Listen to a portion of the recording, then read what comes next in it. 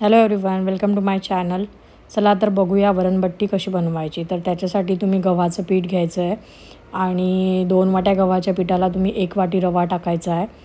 रवा टाकल्यानंतर तुम्ही हळद टाकायची आहे 1 चम्मच आणि तुम्ही ओवा हाताला चोळून मगच तो टाकायचा आहे. त्यामुळे ओव्याचा छान स्मेल येतो. आणि तुम्हाला टाकायचं आहे सॉल्ट. आणि सॉल्ट टाकल्यानंतर तुम्ही बेकिंग सोडा टाकायला विसरू नका, नाहीतर तुमची बट्टी जी आहे ती खूपच कडक होणार, ती तुटणार पण नाही आणि चुरा पण होणार नाही. तर तुम्हाला आधी बट्टीचं पीठ चांगलं सगळं एकत्र मिक्स करून घ्यायचं आहे. तुम्हाला जर वाटत असेल तर तुम्ही यामध्ये बडीशोप, धणे आणि बडीशोप मिक्सरमध्ये काढून ते पण तुम्ही यात टाकायचे आहे. तर त्याची जी टेस्ट आहे ती एकदम छान लागते. आणि आपण हे मळताना पीठ आपल्याला थोडं घट्ट मळायचं आहे.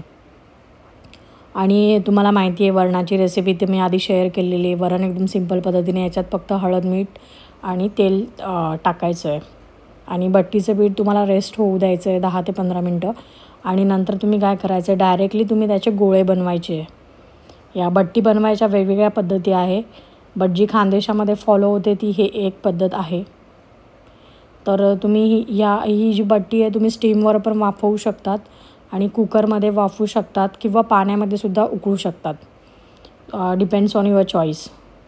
मी दोघं पद्धतीने करते, पाण्यामध्ये उकळूनही करते आणि वाफेवरही करते.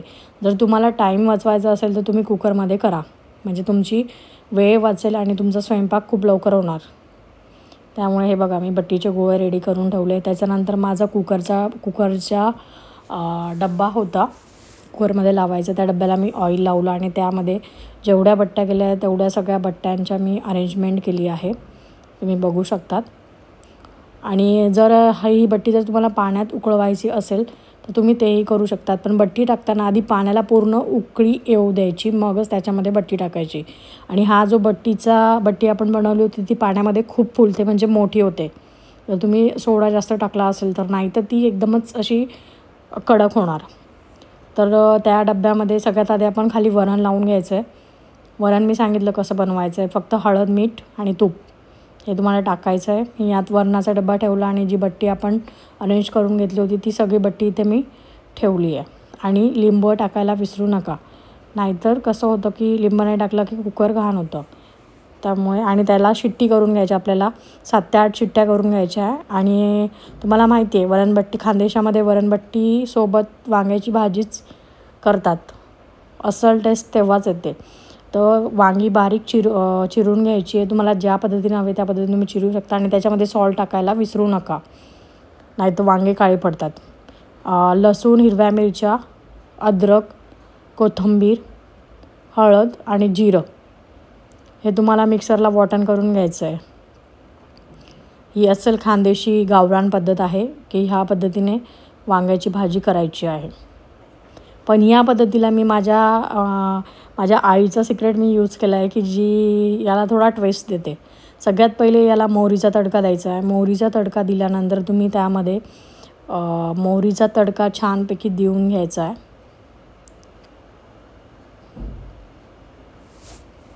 मोहरीचा तडका दिल्यानंतर लगेच तुम्ही जिरं तिथे टाकायचं आहे. जिरंही छानपैकी होऊ द्यायचं आहे. आणि नंतर आपण जो मिक्सर ग्राइंडरला मसाला लावून घेतला तो मसाला टाकायचा आणि त्याच्यामध्ये हिंग टाकायला विसरू नका. आणि टाकायचा आहे गरम मसाला. तुम्ही कुठलाही गरम मसाला टाकू शकतात, त्यामुळे टेस्ट इतकी छान लागते, अप्रतिम लागते.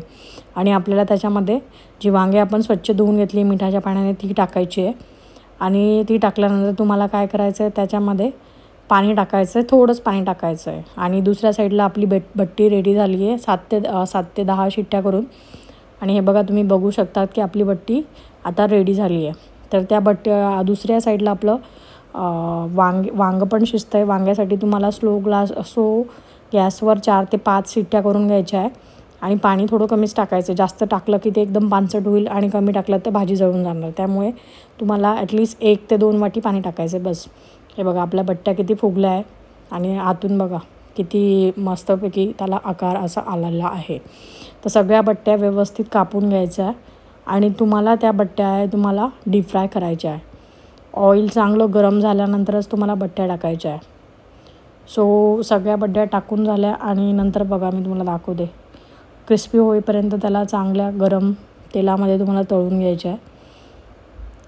आणि बट्ट्या तळून झाल्यानंतर आपल्याला वांग्याची भाजी चेक करायची आहे झाली का नाही. हे बघा वांग्याची भाजी किती छान झाली आहे बघा तुम्ही. ऑइल सुटलं आहे मस्तपैकी क्रश.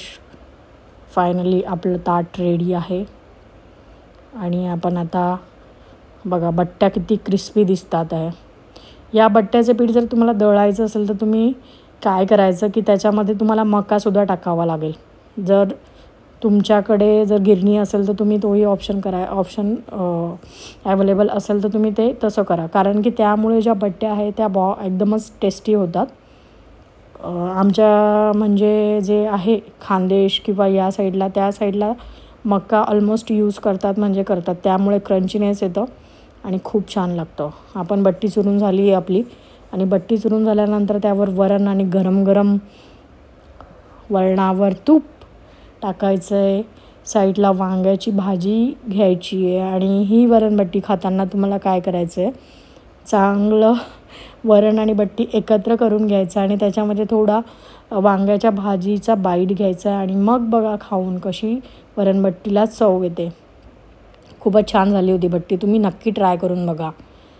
आणि तुम्हाला जर जर तुम्हाला रेसिपी हवी असेल तर मला नक्की DM करा किंवा मेसेज करा. तर मी तुम्हाला डिटेल रेसिपी सांगेल. व्लॉगमध्ये तर मी सगळी सांगितली आहे. माझा व्लॉग तुम्हाला जर आवडला तर लाईक सबस्क्राईब आणि कमेंट करा आणि या जेवायला.